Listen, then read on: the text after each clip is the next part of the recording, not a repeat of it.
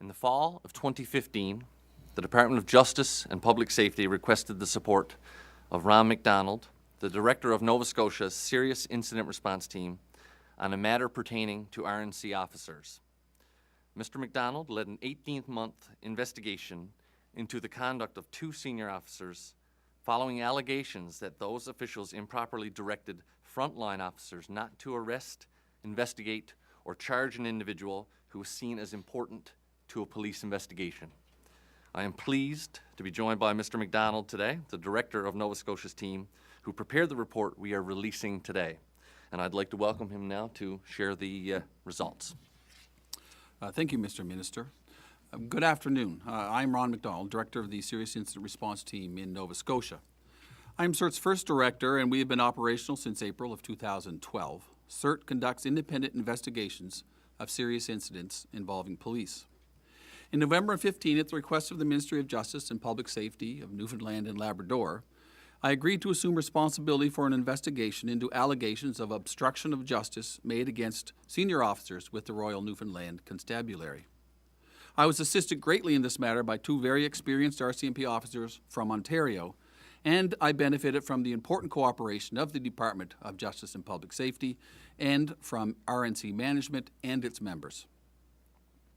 This investigation has taken approximately 18 months, longer than I hoped, but the right amount of time for the circumstances.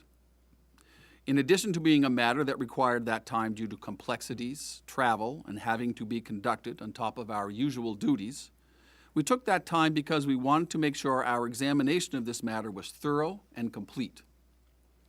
We know this endeavor was important to the Government of Newfoundland and Labrador, to the RNC and all its members, and perhaps most importantly, to the people of Newfoundland and Labrador.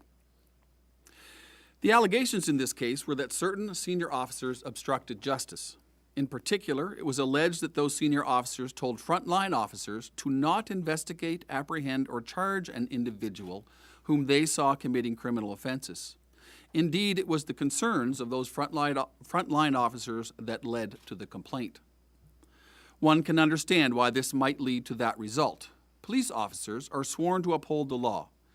Being told not to arrest a person they see committing a significant offense is contrary to normal practice. In my report, I outline in some detail the test that must be applied when trying to determine whether a police officer has committed an obstruction of justice in these circumstances.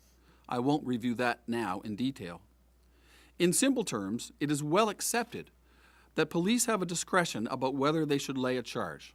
For example, should an officer find a young person committing a minor theft, they may choose another way to deal with it other than a criminal charge.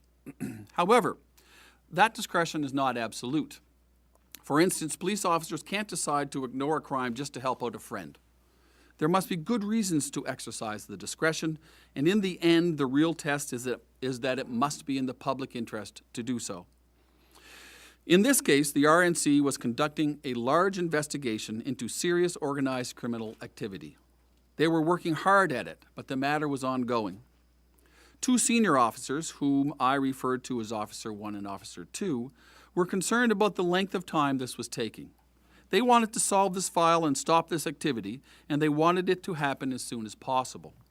They were also concerned that more was needed to be done. One can understand their point of view. As a result, when they became aware of an individual who might be able to assist with the investigation, Officers 1 and 2, along with other senior members of the RNC, determined that attempting to gather further information about and from this person could be beneficial. Part of that process involved conducting surveillance of that person. It was during that surveillance that frontline officers responsible for watching this individual observed him commit some offenses, including 3 serious property offenses. They were given the instruction to not intervene and that property offenses would be tolerated, but anything involving personal injury would not. The reason for this is that Officers 1 and 2 determined that intervention would eliminate their opportunity to gain information from this person. It was important to them that that did not occur. The question for our investigation was whether this was an appropriate exercise of police discretion. In other words, Did it make sense to not stop this individual from committing these offenses, including the serious property offenses, in order to solve a much more serious crime? In the end, I have concluded that the seriousness of the organized criminal activity, together with the need to do what could be done to solve it, justified the exercise of discretion to not investigate this person for those other offenses. In that regard, it must be remembered that decisions like this not be judged purely by hindsight. Rather, one must attempt to see the point of view of those who made the decision. In addition, it is not for me to say whether I would make the same decision, but rather, officers 1 and 2 are only to be judged on whether their actions were reasonable or not. In this case, I have found that they were reasonable. Simply put, it made sense to let some property offenses go in an effort to solve much more serious offenses. I have also found that even if the discretion had been improperly exercised, which I did find, but even if it had, Officer 1 and 2 did this because they truly believed it was the best course of action to solve serious criminal activity. As a result, they had no intent to commit an offense of obstruction of justice and could not be guilty of a criminal act. One may wonder if this is the case, why this complaint ever came forward. In my report, I refer to the nature of the management we saw in this matter. I have referred to it as top-down, and a style that did not engage well with frontline officers.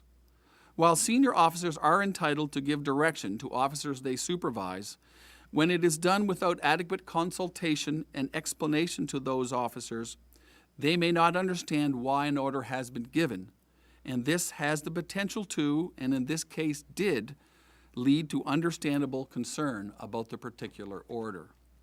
In that sense, I suggest errors were made by these senior officers that, if avoided, may have allowed the frontline officers to both better understand why certain steps were taken and understand why the order was given.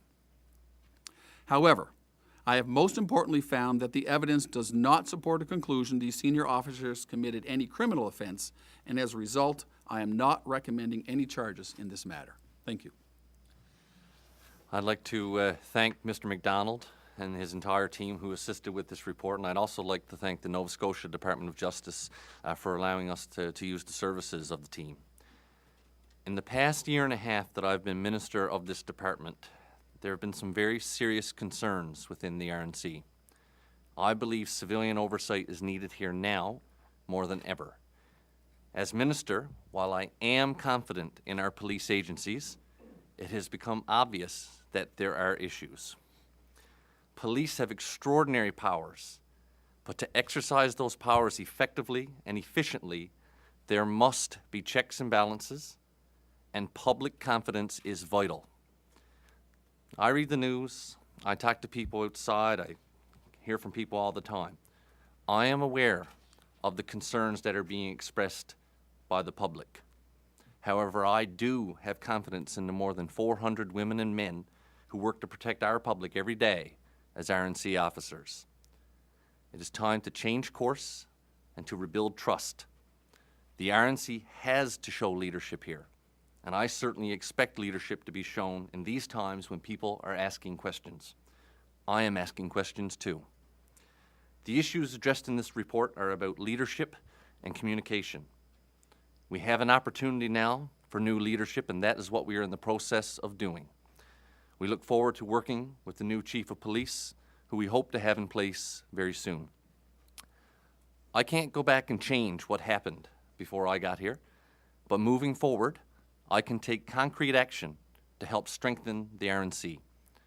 New leadership, review of the RNC Act and other policies, and an independent civilian oversight team.